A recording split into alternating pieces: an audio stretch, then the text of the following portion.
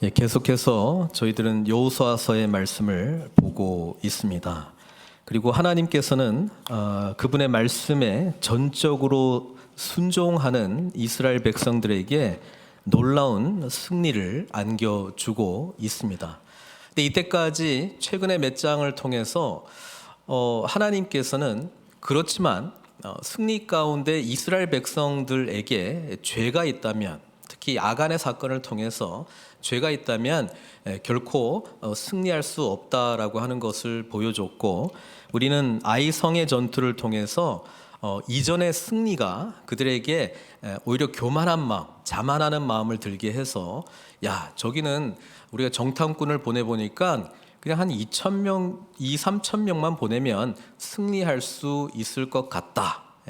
오늘 본문 24절에도 나왔던 것처럼 여호와께 묻지 아니하고 그냥 이때까지 승리의 경험 플러스 자기들이 그냥 눈앞에 보여진 어떤 상황 속에서 뭐 이렇게 하면 승리할 수 있을 것 같다라고 했는데 결국 실패하는 그런 경험을 하게 됩니다. 그런 과정을 통해서 하나님은 이스라엘 백성들에게 하나님께 온전히 순종할 때, 그분의 말씀대로 순종할 때 우리가 승리하는구나라고 하는 것을 철저하게 가르쳐 줬습니다. 그리고 지난주에 다시 아이성과의 전투에서 그들은 한 2,3천명만 있으면 승리할 줄 알았는데 3만 명을 보내라 하나님께서 말씀하시고, 또 매복 작전을 통해서 하나님께서 행하시는 일들을 바라보게 해 주셨습니다. 그리고 승리하게 해 주셨고, 에발산과 그리심산에서 언약을 다시 한번 선포하면서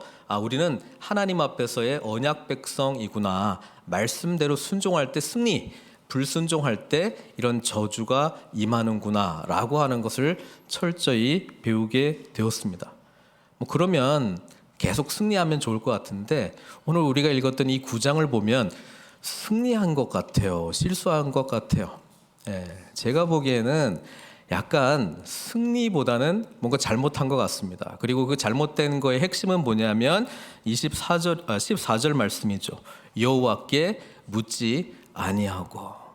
아니, 한번 이 정도 경험했으면 제대로 깨달을 것 같은데 여전히 그렇게 하지 못하는 이들의 모습을 보면서 우리의 모습을 보게 되죠.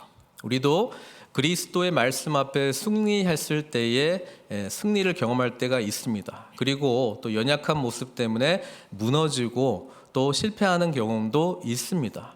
근데 오늘 9장의 말씀은 굉장히 독특한 게 뭐냐면, 여호와께 묻지 않은 것 때문에 하나님께서는 너희들 또 잘못했네, 회개해야 되겠네, 이런 말씀을 하십니까, 안 하십니까?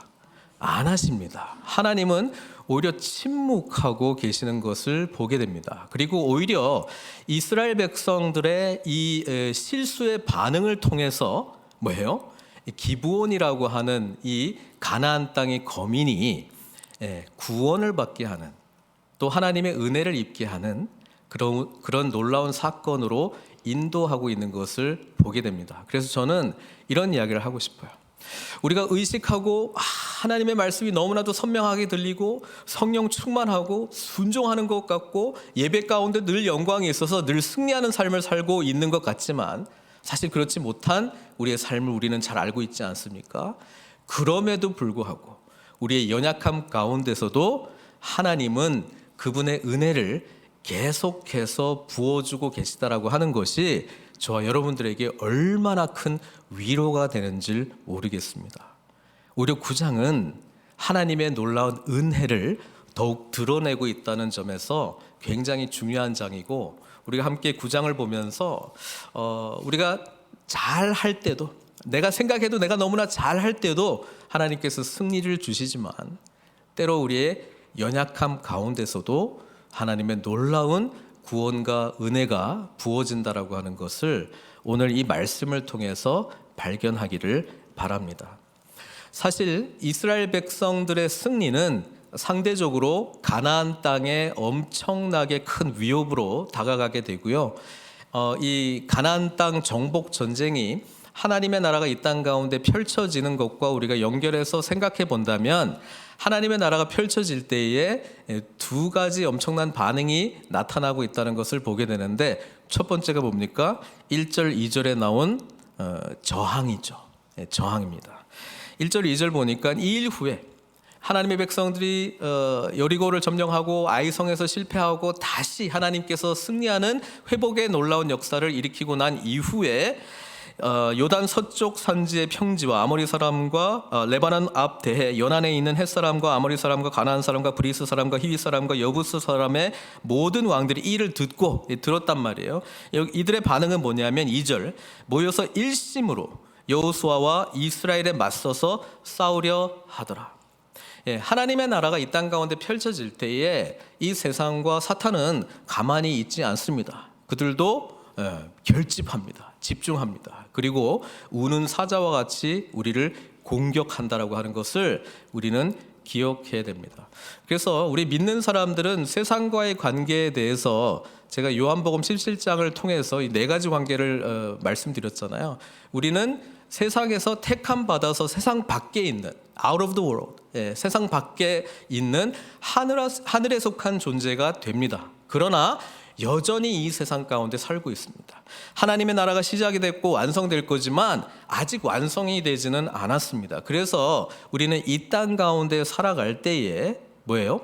세상으로부터 적대적인 존재가 된다라고 하는 것이죠. 그래서 우리에게는 힘듦이 있습니다. 삶을 살아가는 데에 계속 공격해오는 이 사탄과 세상 때문에 우리는 힘들어하는 게 있습니다. 그래서 우리는 인내하고 견뎌야 된다라고 하는 것이죠.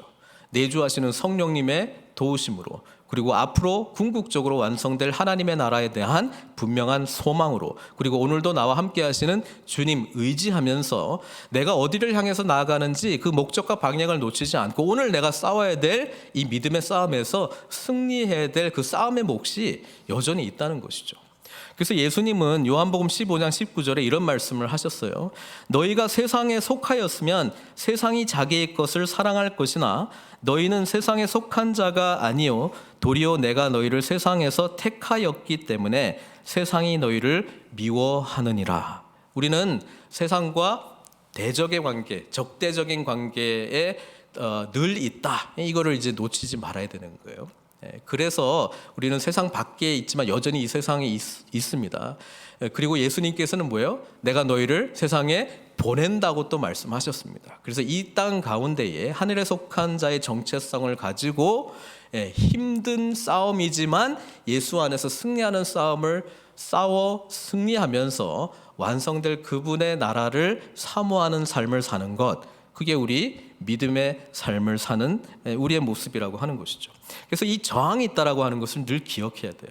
그리고 두 번째의 반응이 오늘 기본 거민들을 통해서 나타나는데 똑같아요. 이들도 들었어요. 1절에 가나안 족속들은 듣고 싸워야 된다, 저항해야 된다, 우리가 하나로 뭉쳐가지고 이스라엘 백성들을 무찌르자, 이렇게 이제 반응을 했다면, 기본 주민들은 여호수아가 여리고와 아이의 행한 일을 듣고 어떻게 반응합니까?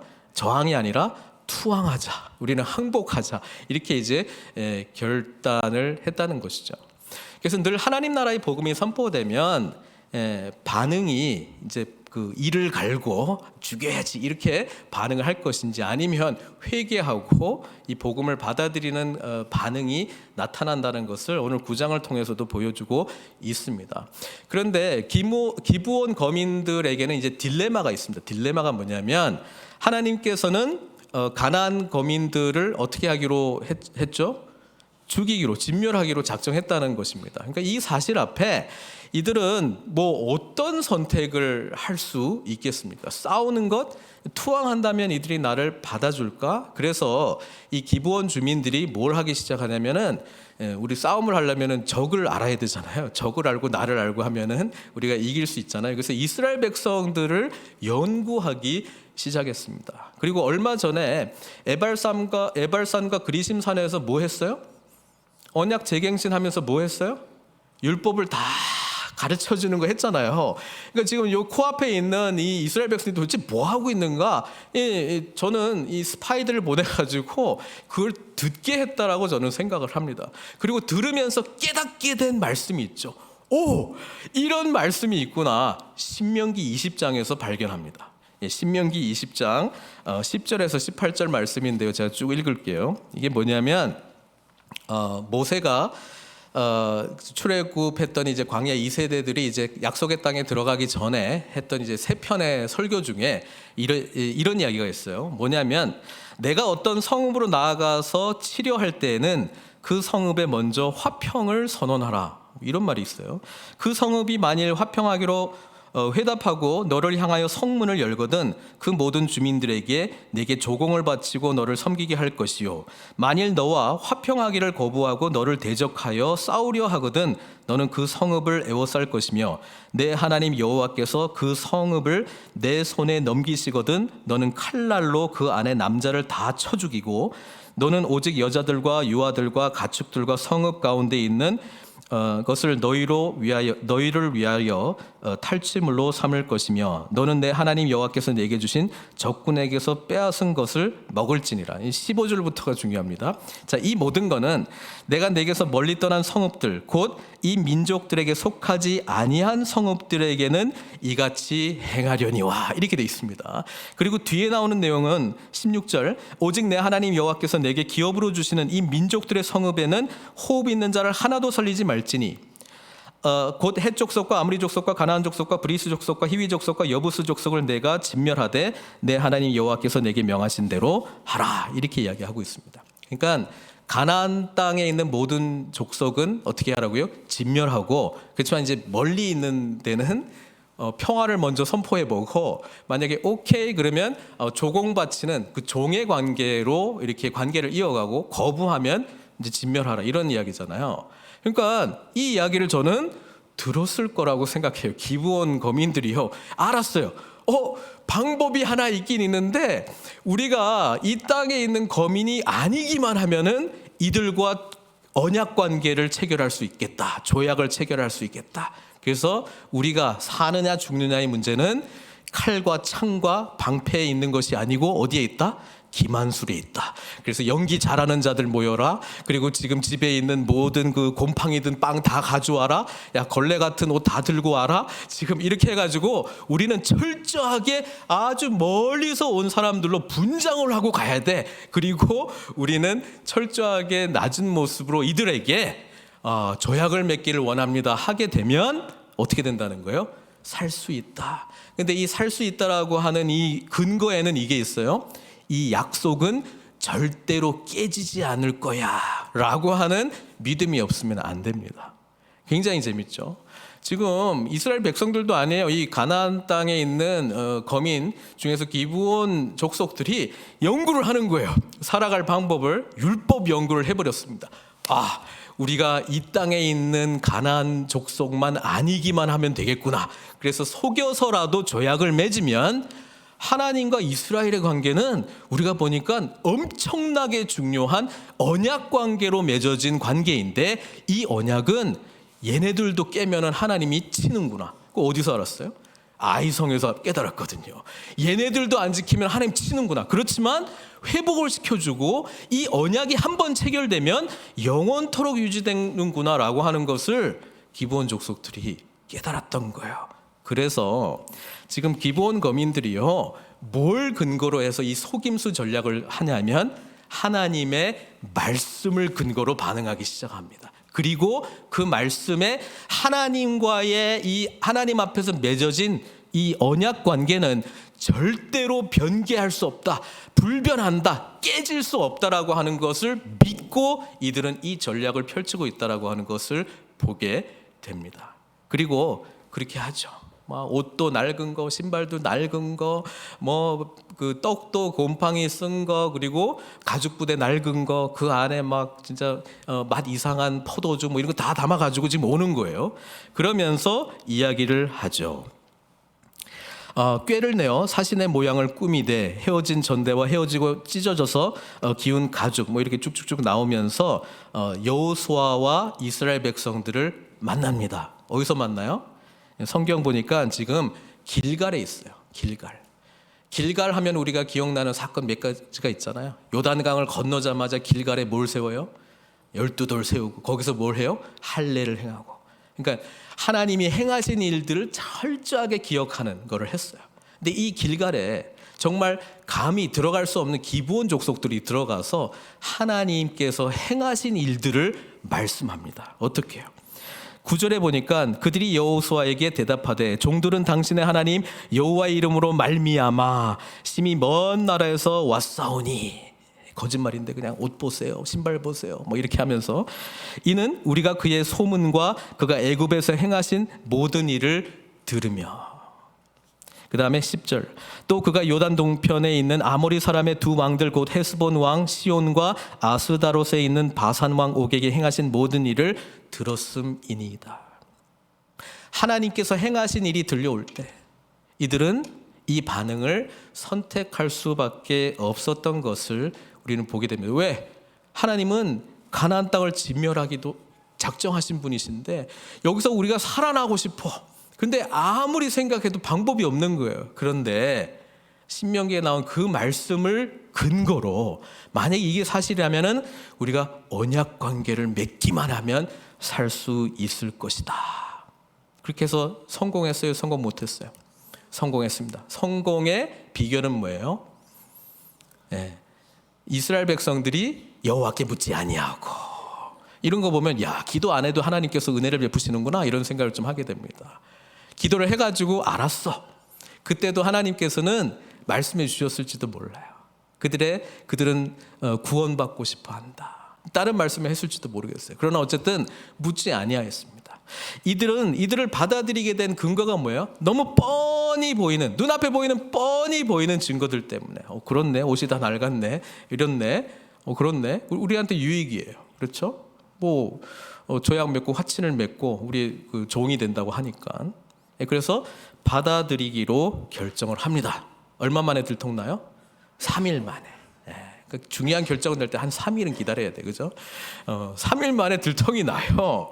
어떻게 됐냐면은 16절에 그들과 조약을 맺은 후 사흘이 지나서야 그들이 이웃에게 자기들 중에 거주하는 자들이라 함을 들으니라. 이렇게 이야기합니다. 자, 이 소식을 들은 여호수아와 이스라엘 백성들은 어떻게 됩니까? 어떻게 되냐면 리더십을 원망하기 시작합니다. 그렇잖아요. 여기 나오잖아요. 19절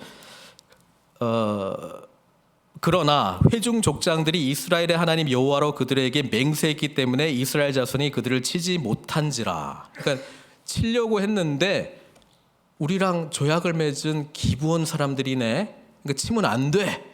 그러니까 이스라엘 백성들은 원망을 하는 거예요. 아니 쳐야 되는데. 갈등이 이거예요. 하나님의 말씀대로 하자니 쳐야 될 것 같고 하나님 앞에서 맺은 조약 때문에 치면 안 될 것 같고 이게 딜레마예요. 그렇죠? 그래서 이스라엘 백성들과 리더십 간에 아주 갈등이 일어났습니다. 그러면서 백성들이 생각했겠죠. 아유, 저 바보 같은 저 리더십들 때문에. 그렇죠?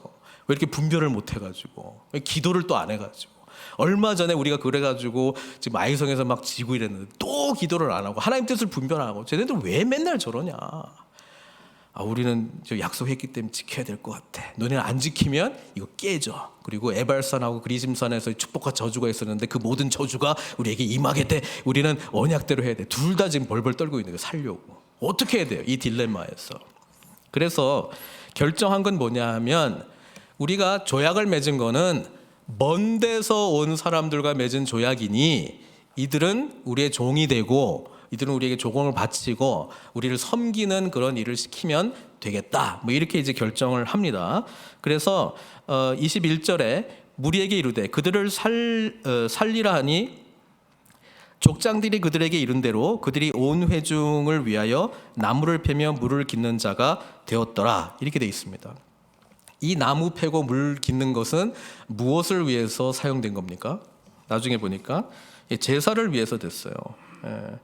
22절에 그 여호수아가 그들을 부르죠. 니네 왜 그랬니? 왜 그렇게 멀리서 왔다고 거짓말했니? 물어보니까 24절에 대답을 하죠.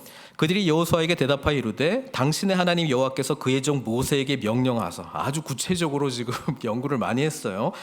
모세에게 명령했던 거를 알고 있다는 거잖아요. 이 땅을 다 당신들에게 주고 이 땅의 모든 주민을 당신들 앞에서 멸하라 하신 것이 당신의 종들에게 분명히 들림으로. 그러니까 하나님의 말씀이 들려오기 시작합니다. 여러분, 로마서에도 나오지만 그러므로 믿음은 들음에서 나며 들음은 그리스도의 말씀이라고 되어 있는데, 하나님, 아직 지금 그리스도가 누군지 모르니까 하나님께서 행하신 일을 듣고 거기서부터 하나님의 말씀을 믿어야 되겠다라고 하는 반응이 이들에게는 나왔습니다. 비록 방법은 자기들이 아무리 생각해도 이 방법밖에 없는 거예요. 뭐 더 이상 아는 게 없으니까 이거 붙들고 그냥 가는 거예요.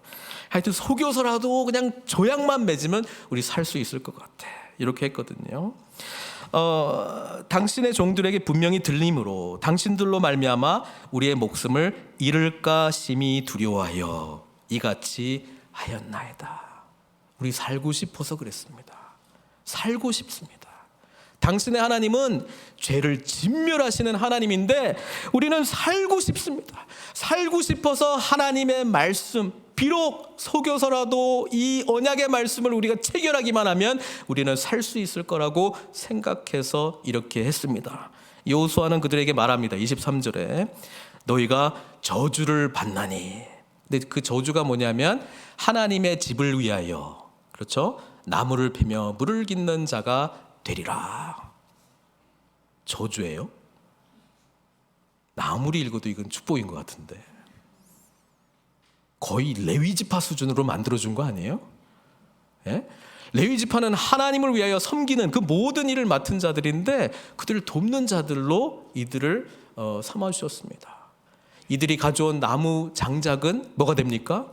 사람들이 하나님께로 나아가기 위하여 자원하는 마음으로 드리는 번제, 소제, 화목제물의 그 장작이 될 것이고, 또 깨진 관계가 회복되기 위해 속건자, 속죄제의 그런 나무 장작, 그걸 통해 가지고 이 제단에 바쳐진 제물이 하나님께 정말 흠양하게 되는, 받은 심직하게 되는 그런 귀한 일에 쓰이게 되고, 이 물은 뭘 위해서 사용되겠습니까?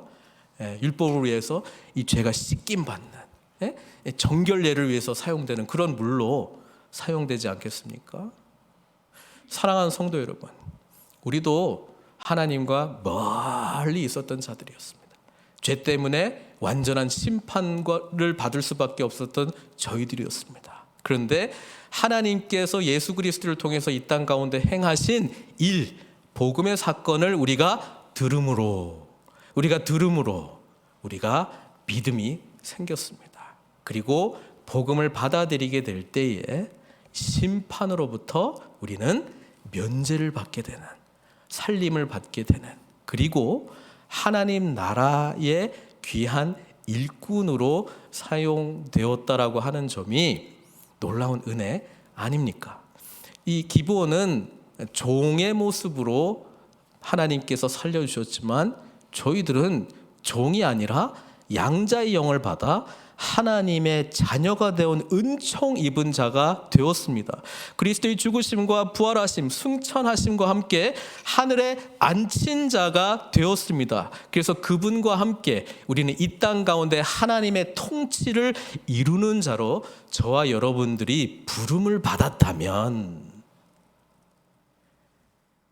우리가 감당해야 될 모든 저주를 주님께서 다 가져가시고 우리가 받을 모든 축복을, 예수 그리스도께서 이미 누리고 있는 모든 축복을 그분 안에서 우리가 다 받았다면 우리에게는 놀라운 은혜와 하나님의 사랑이 나타난 것이죠.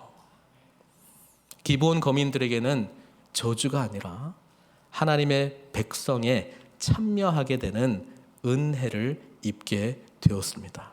그리고 이 모든 과정은 참 재미있게도 여호수아와 이스라엘 백성들의 연약함을 통해서 드러나게 되었다라고 하는 사실입니다.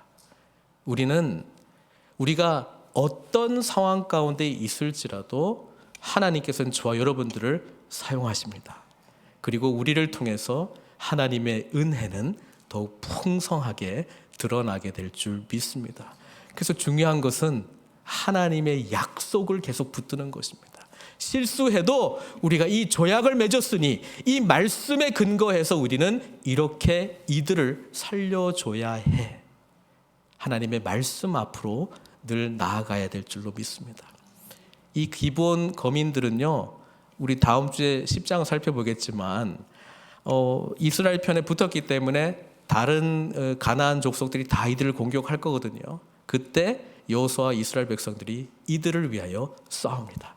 그리고 그 하나님께서 오늘 이 속임수를 통해서 맺었던 이 언약은 영원토록 지속이 된다라고 하는 것을 말씀해주고 있습니다. 27절에 여호와의 제단을 위하여 나무를 패며 물을 깃는 자들로 삼았더니 오늘까지 이르니라. 이 여호수아서가 기록된 그 시대뿐 아니라 오늘까지도 이루고 있다라고 하는 것이 놀랍지 않습니까? 후대에 사울이라고 하는 왕이 이 기브온 거민들이 다윗과 유다 지파 편을 들었다라고 하는 것을 근거로 대량 학살을 진행합니다. 그래서 사무엘하 21장에 보면은 하나님께서 3년 기근을 그것 때문에 내렸다라고 기록하고 있어요.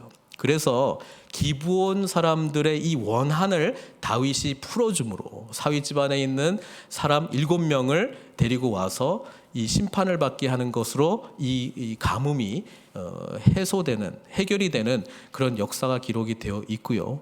이 기브온 사람들 중에 다윗의 용사들이 있거든요. 용사 명단이 쫙 있습니다. 그 용사들 중에 누가 또 있을까요? 기브온 사람이 있습니다. 역대상 12장 4절 보면 기브온 사람 곧 30명 중에 용사요 30명의 우두머리가 된 이스마야이며. 야, 용사 중에 우두머리가 된 사람도 있네요. 그리고 나중에 이 남유다 북이스라엘 전부 멸망하고 남유다가 멸망하고 난 이후에는 예루살렘 성전도 회파되고 70년 동안 포로로 끌려가게 되잖아요. 포로 귀한 자 중에 또 누가 있을까요? 기브온 사람들이 있습니다. 느헤미야 7장 25절에 보면은 그 귀한 자 명단과 숫자까지 나와 있는데 기브온 사람이 95명이요. 그리고 이들은 돌아와서 느헤미야와 함께 성벽 재건을 하는 것까지도 성경은 기록하고 있습니다. 느헤미야 3장 7절 그 다음은 기브온 사람 물라다와 메로노 사람 아돈 이렇게 하면서 기브온 사람들을 하나님께서 절대로 놓치지 아니하고 그분의 구원 이야기에 반드시 포함시켰다라고 하는 것을 우리가 생각해 보면 예수 그리스도를 통해서 맺어진 우리의 영원한 언약은 불변한다라고 하는 믿음과 소망으로 오늘도 주님 의지하면서 일어나 승리하시는 저와 여러분들 되시길 주님의 이름으로 축원드립니다. 같이 기도하겠습니다. 하나님은 우리를 구원하시는 분이십니다. 우리를 살리시는 분이십니다. 우리에게 생명을 주시기 원하시는 분이십니다. 심판하고 너 왜 이것밖에 안 되니? 죄에 대해서 분명히 아파하시지만 우리를 살리시는 하나님이십니다. 우리가 말씀 가운데 충만한 것 같을 때 예배도 잘 드리고 뭔가 하나님께서 나의 삶을 기뻐하실 것 같아라고 하는 생각이 들 때 우리는 승리할 수 있습니다. 그런데요, 무너지고 연약할 때도 하나님은 우리와 함께 하십니다. 예수 그리스도의 보혈이 그것을 확증합니다. 예수님께서 우리를 위하여 확실하게 죽으시고 부활하셨다라고 하는 것을 우리가 믿음으로 고백했다면 영원한 하나님과의 언약 관계가 맺어졌다라고 하는 것을 기억하십시오. 속임수를 쓰서라도 이 언약의 말씀을 붙들고 조약을 맺었던 기브온 사람들을 끝까지 지켜주신 하나님께서 예수 그리스도의 십자가의 죽으심과 부활을 온전히 받아 믿음으로 고백한 저와 여러분들을 끝까지 책임져 주시지 않겠습니까? 우리는 종의 관계가 아니라 나무 패고 물 깃는 관계가 아니라 왕 같은 제사장이 되었습니다. 그분의 자녀가 되었습니다. 그분의 이름으로 선포할 때 이 땅이 회복됩니다. 죽은 자가 살아나 하나님의 거룩한 영생을 얻는 축복을 우리가 복음을 증거할 때 경험하게 됩니다. 깨진 세상이 회복됩니다. 그 은혜를 우리가 누리고 있사오니 오늘 그분께 우리의 모든 것을 맡겨야 하지 않겠습니까? 기도로 우리 하나님께 나아가도록 하겠습니다. 기도하시겠습니다.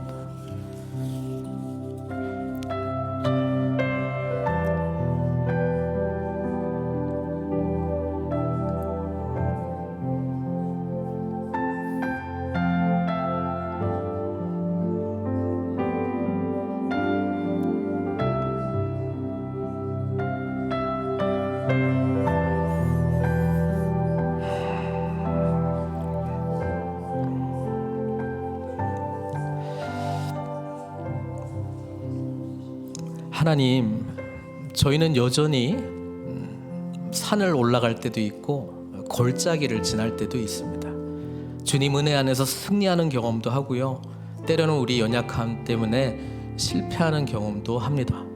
그러나 우리를 늘 다시 일으켜 주시는 하나님을 찬양합니다. 연약한 가운데서도 여전히 드러내 주시는 주님의 은혜 감사드립니다.